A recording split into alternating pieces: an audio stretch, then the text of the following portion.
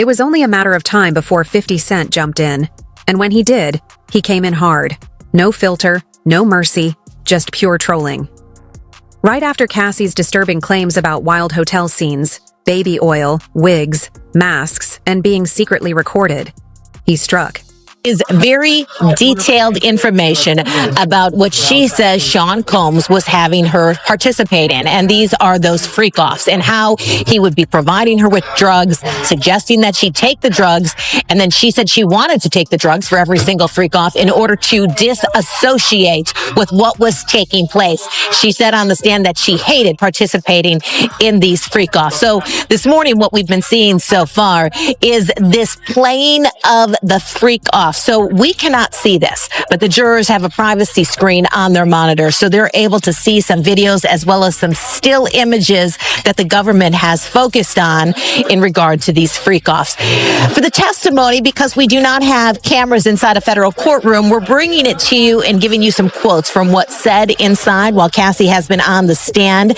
So she has been talking about how she was detailing how Combs would recover after the freak-offs. They used IV fluids, massages, and chef-prepared meals. She also said that she depended on opiates to make her feel numb and added she had an ongoing off and on addiction to some of the drugs. So some of the testimony that she has been providing so far, she was also detailing her declining health as a result of the frequent freak-offs. She had stomach issues as well as constant UTIs. Sometimes she had to participate in the freak-offs while infected. So we've heard this theme while she has been on the stand. She was also talking about how at times when she would be in the middle of her freak-offs, she might have to vomit, and then Sean Combs would still force her to participate in the freak-offs, even though she was very... 50 was already online cracking jokes like it was a comedy show.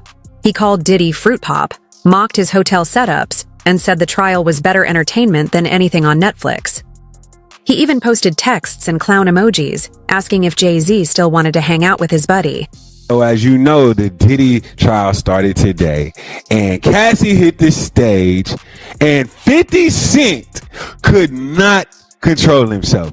Now, you know 50 Cent and Diddy have been enemies for the longest, and 50 Cent finds every reason to poke at Diddy. But today, he got so much ammo, it don't make no sense.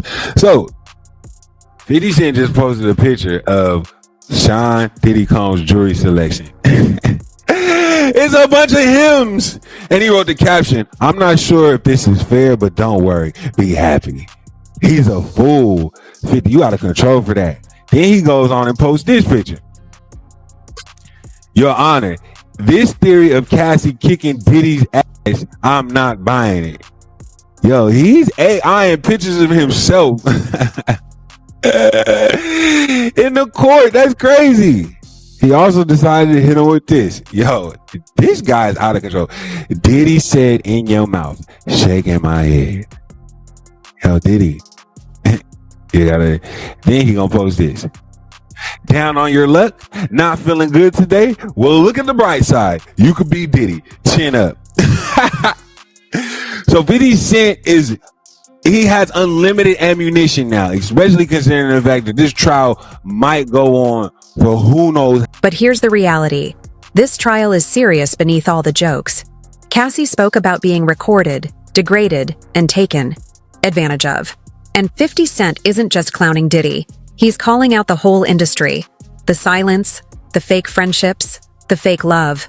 This goes beyond celebrity drama. It's a wake-up call. And Cassie is exposing some deeply disturbing truths.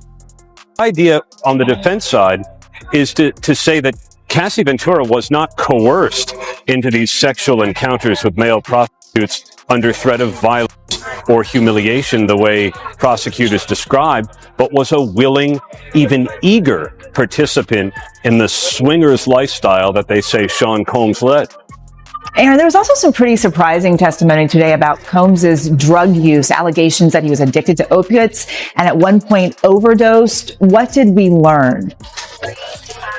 Well, this was part of the defense strategy, to concede that he's a drug user. Now, maybe the public didn't know the extent, but the defense was pretty frank that at one point he was addicted to opiates. At one point he flew to Mexico to try what Cassie Ventura called a plant medicine type remedy that's not legal in the United States, that the two together tried just about every drug, MDMA, ecstasy, ketamine, that the night of the now infamous freak-off in 2016 in the Los Angeles Intercontinental Hotel, where an assault was then captured on video, that maybe Combs was high on a bad batch of MDMA. But the idea here, Eva, I think, was to say that the violence from Combs was not to coerce Cassie Ventura into sex. It was the result of drugs, or in another aspect, was the result of jealousy and her infidelity. Because we also heard today, Eva, about her dating Kid Cudi and about her dating the actor Michael B. Jordan, and how that led to some pretty scary arguments, as Ventura put it. Diddy built an entire empire on secrecy and control, and now it's unraveling in court, in the media, and all over 50 Cent's Instagram. When Cassie testified, the room fell silent. No music, no flashing lights, just her voice, calm but devastating. She described being drugged, trafficked, and forced into disturbing roleplay with strangers, while Diddy watched from the shadows. Prosecution's star witness taking the stand, but it was more than that. It was how Cassie took that stand. You could hear a pin drop when those doors opened, and a visibly pregnant Cassie Ventura walking past a man she had not seen in 6.5 years. A man she says violently abused her for a decade. A man the prosecution said trafficked her. Well, she sat across from him, placed her overcoat behind her, turning her body slightly toward the jury, rubbing her pregnant belly throughout her testimony. Diddy, well, he was more fidgety than he was the day before. He was passing notes. He pushed himself away from the defense table and largely sat like that. They never seemed to make eye contact with one another, not even after she was crying about having loved him once and planning and participating in these freak-off sex parties because she feared him and she wanted to make him happy, but feeling worthless, feeling disgusting because she didn't want to do it. Now, with each moment, the testimony became more and more graphic. Her delivery, though, it never changed. It was matter of fact, steady, calm. At times, she was even critical of herself, walking us all through how a 10-album record deal came over a 10-year period of abuse and sexual humiliation. Now, once you hear Cassie's testimony, you'll understand why the courtroom was so tense. She described the freak-offs in lurid detail. She testified about Diddy, who she called Sean, choreographing it all. And she explained a pattern of physical abuse that she could not escape. Cassie told the jury about one freak-off at a hotel where Diddy told her to get into an inflatable pool filled with warm baby oil. The prosecutor asked, "What concerns did you have about not getting into the pool with baby oil?" Cassie responded, quote, that, amongst other things, just his temper. If that is something that he wanted, Sean wanted to happen, that what was going to happen. There wasn't another way. And this wasn't some one-off incident, it was a pattern. There were lights, wigs, cameras, like a dark, unwanted music video. And 50? He was watching it all unfold on his phone, munching popcorn, tweeting every few hours like it was a live sports game. What he just said, right? He's like, yo, certain things they let it go by because it's puff. Like they would look, like he would say stuff, and it's like he wasn't like in the closet, he was like in the hallway. Now you see so much shit that you go, wait. No, this was visible. He was in the hallway. We saw the video. We saw that video. It comes out later. You're like, that's not the closet. That's the hallway. He didn't give a fuck. Like, you could tell that he was already. Nah, New Yorkers know. Because when Fab, he was like, yo, Fab, we ain't party. Fab was like, nah, we partying tonight. He's like, no, like, but he didn't party. Yeah. And I'm like, yo, they let that one go? Like, I had to say something about it later because I was like, oh, it was. What does it feel like all these years? You being the only one calling this out? No, I look like I've been the crazy guy for a long time. They said you're a hater. They said you're crazy. You do this, yeah. And now everybody's complaining. My is hurting. All this shit is coming. 50, you can't make jokes about it. No. The internet might come for you, bro. All I'm saying it might come from you see it now. All of these complaints. People were damn, they were raped and pillaged. This was what was going on. Right? And what do I get for I went through years of a hater. You're a hater. You want this and that. I'm just watching. Like, I look at things and go, when you see the new lawsuit coming with Jay, the part with Jay, I go, oh, shoot. Like,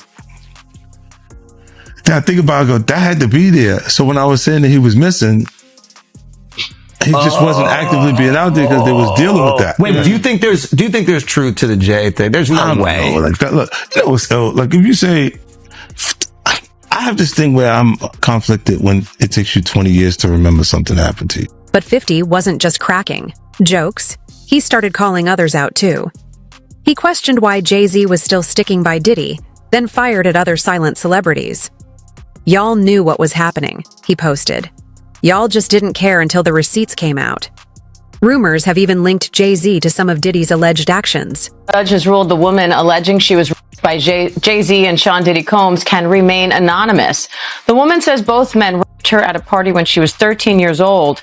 Jay-Z's legal team had fought to get the case dismissed, arguing his accuser should have to reveal her name, but the judge disagreed. ABC's Morgan Norwood has the latest. A legal victory for the woman who is suing Jay-Z for allegedly raping her when she was 13. A federal judge ruling the woman can proceed with the case while remaining anonymous, at least for now. But the judge also chastising the lawyers representing Jay-Z, accusing them of trying to fast-track the judicial process by repeatedly filing motions to reveal the identity of the Jane Doe to have the case dismissed. The judge writing in a 5-page brief that the Carter's lawyers' relentless filing of combative motions containing inflammatory language and ad hominem attacks is inappropriate, a waste of judicial resources, and a tactic unlikely to benefit his client. The court will not fast-track the judicial process merely because the counsel demands it. This latest legal twist coming after the recently filed civil lawsuit by Jane Doe, claiming that Jay-Z, whose real name is Sean Carter, and P. Diddy, drugged and raped a 13-year-old girl at an after-party after the MTV Music Awards in 2000, while an unnamed celebrity watched. Jay-Z has vehemently denied all the allegations, putting out this statement 2 weeks ago, writing in part, "This is a blackmail attempt." The multi-platinum artist, who was 30 at the time, now a business mogul with decades of hits to his name, with songs like Run This Town. We are, yeah, I said it, we are. This is Rock Nation, pledge your allegiance. His attorneys have denied everything about Jane Doe's account and pointed to some alleged inconsistencies in her story. It's not just that this story is a lie and that it's not true. It's provably, demonstrably false. This never happened. The judge writing that while Jane Doe can remain anonymous for now, she may be required to reveal her identity at a later date to allow Jay-Z's lawyers to collect facts necessary to prepare for trial. Oftentimes, when someone is accused of a crime like this, the accuser doesn't want to be named. And if they are forced to be named, we have seen certain people decide to drop the lawsuit altogether. Morgan Norwood, thank you. And Tony Busby, the lawyer representing Jay-Z and Diddy's accuser, says in a statement to ABC News, quote, "I will say that the coordinated and desperate efforts to attack me as counsel for alleged victims are falling flat. We won't be bullied or intimidated." And we did reach out to Jay-Z and his team, but did not get a response. The most shocking part? Diddy hasn't fired back. Not a word, not a post, nothing. He just sits in court, arms crossed, while the world tears into him and 50 leads the charge. Every day, another layer peels away. Cassie's testimony shook the courtroom, but 50 made sure the whole world heard it loud and clear. While Diddy's team tries to brush it off as complicated relationships, 50's making it simple. Nah, you're done? Fruit pop. And everyone's watching you go down in flames. Something huge coming up, which is a documentary about P. Diddy, Puff Daddy, P. Diddy. Yeah. Did he do it, right? Yeah. I know you've been heavy on social media talking about it. He did it. And I'm the only one who's been vocal about this long before it actually. Oh, you've been saying this for a long time now. And then no one was, they're just, why is he saying this? And now it's coming out like crazy. But I also didn't participate. I also didn't go to those parties. Yeah. So a lot of the celebrity culture that you don't hear saying anything is because they participated to a degree. But was there a reason you never went to those parties back in the day? Obviously, I know what was going on there, but is there a reason you never did? I'm just not with all that freaky shit. Like all of the stuff that he's doing, I'm not into that type of stuff. I'm just a little more, maybe you could say basic or normal. You go to the 90s and Kiki D said he paid him to kill Tupac. Yeah. So look, like with the craziest accusations, you had TMZ created a docuseries. They went to Tubi, but the series is saying it down. Now we're learning about the supplies that were apparently used in the freak-offs. Again, the star witness is Cassandra Ventura. She and Diddy were in a relationship for 10 years. It ended in 2018. Cassie sued Diddy in 2023, and he settled that suit the very next day. That lawsuit was a major spark to the story that has brought us to what's playing out in court right now. This week, we heard Cassie tell her story to the jury. She says that Combs beat her, berated her, and forced her to take part in what has been called freak-offs. They're alleged drug-fueled sex parties involving escorts. Cassie said they were mentally and physically exhausting. She claimed that the freak-offs often left her with sores, UTIs, and needing IVs to recover. The jury has seen pictures of injuries from the relationship, Cassie says, like bloody lips and black eyes that she claims that Diddy gave her when they were together. The jury has also seen a video of Diddy assaulting Cassie in the hallway of an LA hotel in 2016 that was leaked to CNN. That's been seen by millions of people. That video, Cassie testified, shows her trying to escape a freak-off party. Now, the jury has also heard testimony from Cassie about the physical toll that she said freak-off parties had on her. This is an exchange from the transcript.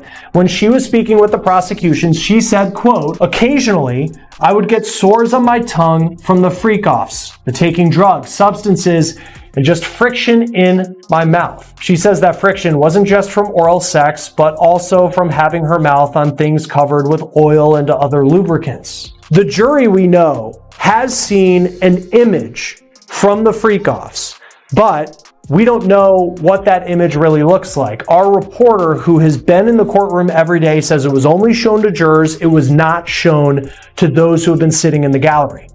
The defense, in its cross-examination, has been having Cassie read dozens of text messages that she and Combs sent to each other during their relationship. Messages like this one, trying to show that she was a willing participant in the freak-offs. Combs asks, quote, "When do you want to freak off, LOL?" And then Cassie replies, "LOL, I am just going up to change and put my ring in. I just picked it up. I'm always ready to freak off, LOL. LOL. The defense is trying to paint Combs and Ventura's relationship as one that was far more loving and consensual than Cassie's testimony presented thus far, and also prove that she wasn't forced to be part of the freak-offs, but she was a willing participant, and beyond that, she often organized them, they say. That she was the one who contacted the escorts often and put... Cassie revealed that Diddy had a full checklist. French-tipped nails, a waxed body, wigs on standby. Sometimes she wore masks, other times stripper heels and leather. Meanwhile, Diddy played the director, setting the lighting, adjusting camera angles, even handing out baby oil like it was spa lotion. But this wasn't some fantasy. It was a prison.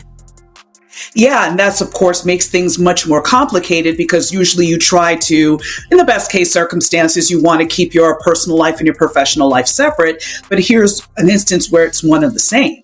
And so now you've got the cycle of violence where you have a violent incident, then I would assume, because that's usually how it goes, the perpetrator, Diddy in this case, would be like, "I'm so sorry, I didn't mean to do it. Oh my gosh, the flowers, the jewelry, all the other things. I really love you. This is never going to happen again."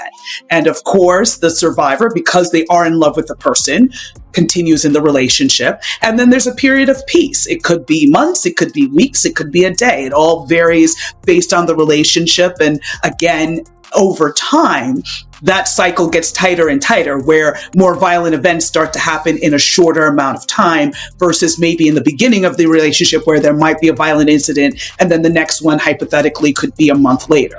So the cycle is basically the violent event, apologies, a honeymoon period, a buildup, and then another violent incident. And so she's been testifying about how he's brutalized her, but then again, you see them out on the red carpet, you see, her with jewelry and cars and all of these things, which is basically kind of like blood contributions, right? Because he's trying to get her to stay with him and obviously not report and not tell everybody his business.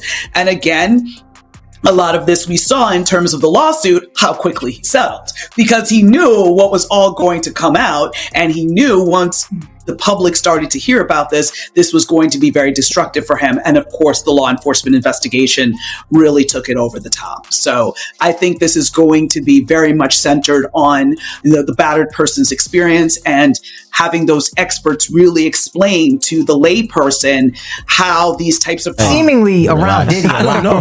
That was a real suburb question. I know, right? Proximity. And the proximity. Proximity. That's an SAT hit parade word. I learned that.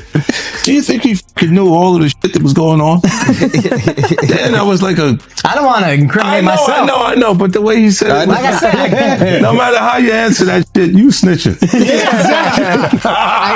That was a nice kind of question. You asked the question like a fan. Hey, I grew up with white people. There's one thing I know is how to get a black guy in trouble. But it's a great question. Yo, just give him the Happy Meal before you ask him to snitch, bro.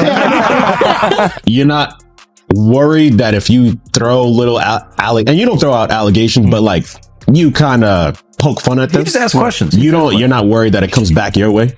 Like people dig up your past and try to pull stuff up. I don't got that in my past. I'm not. Everybody got a little bit. Look, like, I took. Not that it's real enough. I took a pill, but it was for me to perform better. For her to remember, buddy. I didn't give her a drink so she forget what the happened. What the fuck is going on here, bro?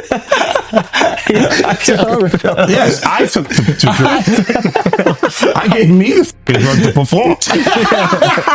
So she can remember and possibly love me for that. Did it work? What the fuck? Yo, bro, look, I'm doing pretty good. Like, I'm pretty good. You know what I mean? Like, but I'm just saying, this is the opposite of normal shit that we're talking about, bro. That is why. I don't know why it's so hard for people so just for to people to feel like you would have something or you would have reserved energy because you feel like you was doing it too. This is people that are looking on separation between their hardships or their the things that they got going on that would be issues and what a celebrity's issues would be.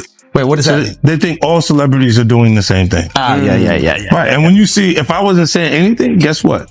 You could safely say that a person on the outskirts that is not involved in hip hop culture could think that everybody in hip hop culture is